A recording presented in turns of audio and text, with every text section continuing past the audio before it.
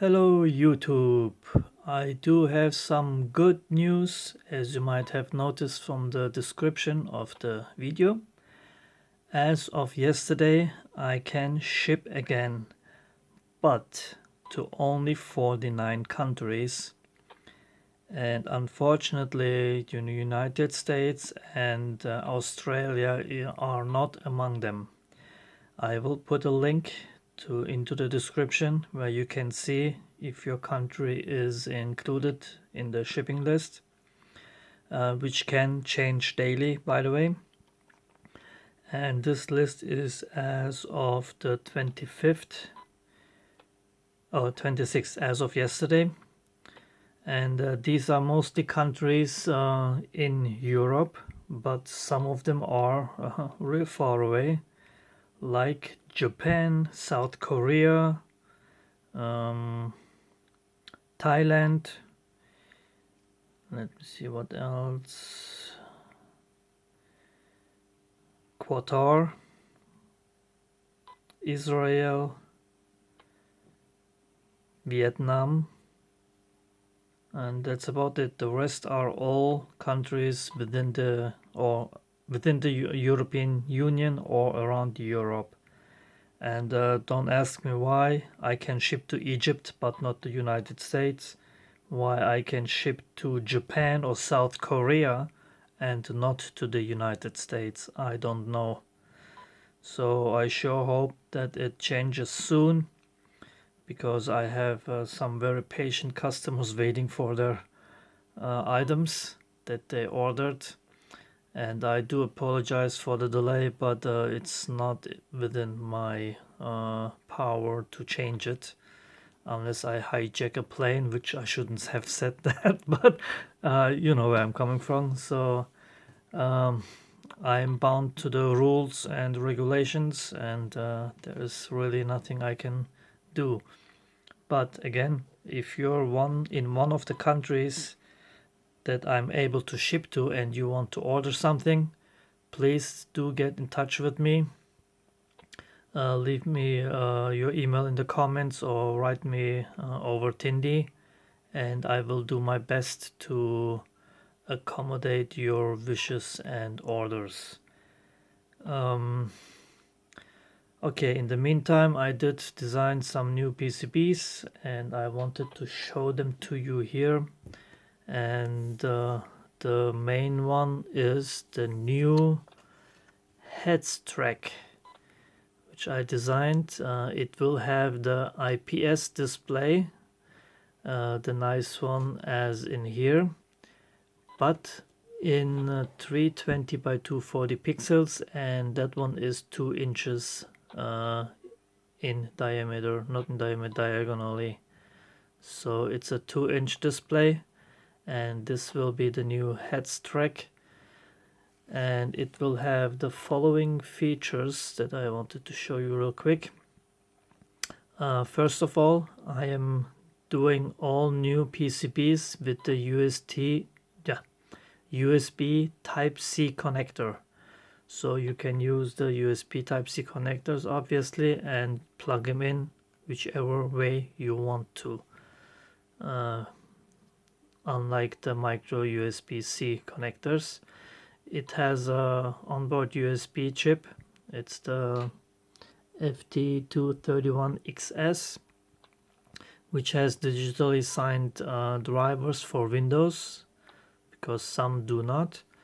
And it has the new that I'm gonna use from now on also, if I need the space, the Atmega 1284p chip, which has 4 times as much memory as the 328. It has 16 times more, was it EEPROM or RAM?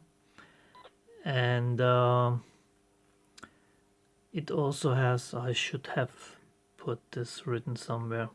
Anyway, it is way larger than the 328. It will have plenty of room for your codes, and this will also have, of course, the ability to load code from the micro SD card. It will have an LDR, that's the cutout for it here, for automatic display dimming. It will have a 38 kHz infrared receiver and a 3 or 5 millimeter infrared LED for transmitting, which you will be able to learn your current remotes that you have at home, TV, TV box, whatever, and will be able to replicate it in this and then control it. It also has some side emitting LEDs all the way around here on the bottom and on the sides, plus 2 here on the top. It has 3 touch sensors over here on the sides. It has an on-off switch, obviously. It has a rotary encoder that I also used in my first version and in several other products. It has the ADXL345 accelerometer chip. It has a BMP 180 chip for temperature measuring and altitude if you want to. It will have a speaker, obviously, and it will have the option for a Bluetooth module, so you can upload code wirelessly to it. It will also have, again, the option for wireless charging. It will have a 800 milliamp LiPo battery, and come with many codes. So I think this was it. So this is one of them. This is the front, obviously. This is the back PCB. I'm calling it, did I say it? I don't know, H.E.D.S track. And it will have, of course, a 3D printed frame around it, so it will not be open as the first version. So that's that. And I also finished my new two-way remote PCB, which is like the altimeter but in this orientation. And this also, as you might be able to see, uses the Atmega 1284p chip, which, by the way, I didn't find a library yet that doesn't run on this. You can just use your 328 code with this and it works. And this also has the ADXL345 chip. It has the BMP 180 chip for temperature measuring. Oh yes, of course, it's a remote, right? It's a two-way remote, and this is one of the modules which it can work with. This is the RNF24 transceiver, so it's a transmitter and receiver, obviously. And this one goes actually on the back of the board like this. And I have a version ordered, and I'm waiting for it, that has a SMA antenna, which I just put the antenna away. Well, anyway, it does come with an antenna, SMA connector, so you can screw on your antenna, and this is actually the connector from that other module, and you can screw your antenna on here if you like to, or use this version. On this one I'm not sure how far it will go, but the other version can go up to 5 kilometers in range. That's like 3 miles, almost around 3 miles. So, and since this is a two-way, because I want to be able to have confirmation from my car back to me to the remote and tell me if it's locked, unlocked, temperature, voltage, whatever you may want to connect to it. So this is the new remote. It also has, again, the USB Type-C connector, on-off switch, and 4 touch sensors all around the PCB. And it also has it does have a speaker, so you can get audible notification or alarms or whatever. And this will be the front PCB, and this will be the back of it. So this is my two-way remote. Well, you ask what's on the side of the car. That one I will design. I did not design the other side yet. It will have all, this chip has 32 inputs, outputs, or whatever, however you want to use them. So you will have plenty of inputs that you connect all types of sensors to it and get confirmation back to your car. I might even do it CAN bus based, so you can connect the receiver or the transceiver on the car side if you want to use it in a car to your CAN bus and have then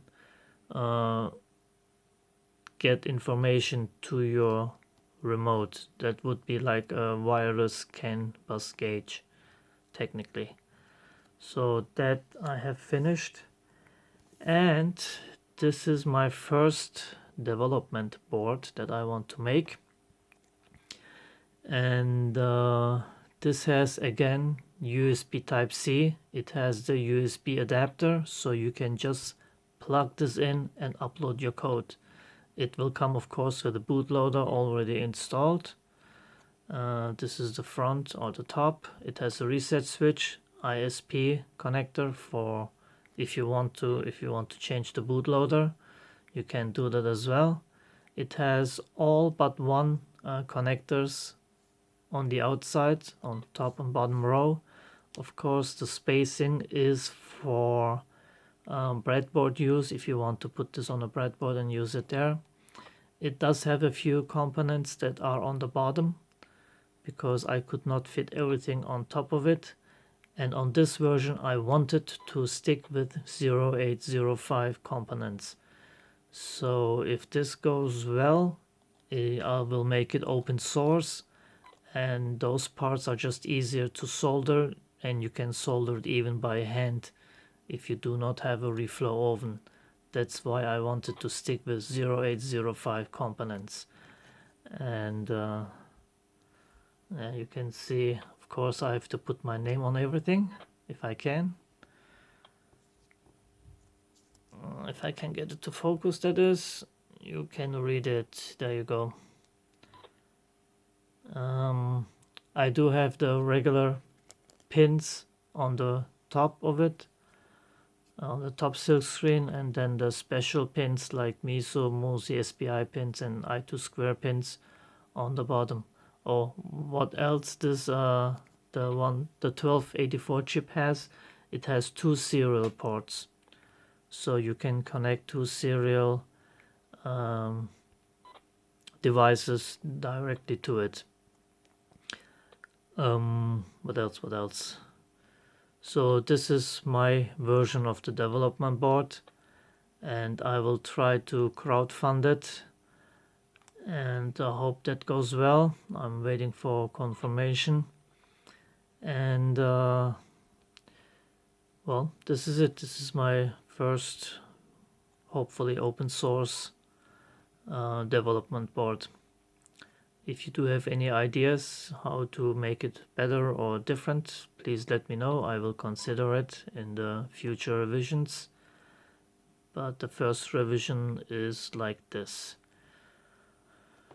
So, and the annoying beep you hear every 8 seconds, that is actually my maybe future product based on the 433 megahertz transmitter. It will be a lost beacon device that you can attach to your remote controlled vehicles or whatnot, or wife or daughter or kids or pets, and you can track them down. I'm using right now the two-way handheld radio that I received from Banggood, and this one is sending on 433 megahertz 0.860, and I might even make a receiver part as well with a display, obviously, and so you can pinpoint the direction to the transmitter. For that you will need, of course, they're called Yagi antennas, if I'm pronouncing it right, and with that you can pinpoint the direction of the transmitter. So this is maybe a future product. So it does of course need a 328 for the signal that it generates. It could send Morse codes, it could send your ham radio handle as well. So this is a future product if I do get enough inquiries as to if enough people want to get it. So it will of course not look like this contraption, it will be just the size of this board, because I do have a small 328 board that I can use with this, which is actually almost the same size as this, so it will be a very tiny board. You can also attach a 17 centimeters regular copper wire to it as antenna. This is the a shorter version which is coiled, but that is might be a future product. I'm not sure yet. Maybe I just make it for myself. So this was, I think, it. As I said, I can ship to several countries now, 49 to be exact. Unfortunately, United States and Australia are not included yet into the list.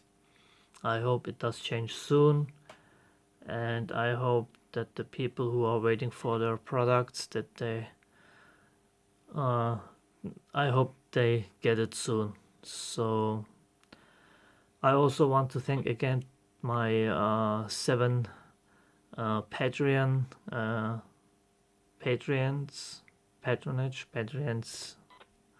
So thank you, and also thank you for using my Banggood affiliate links. Every little bit helps. So I think this was it. I'm sure once I stop recording I will remember something else to say, but I'll leave that as always to the next video. So if you have any questions, leave them in the comments please, and thanks for watching, and take care everybody.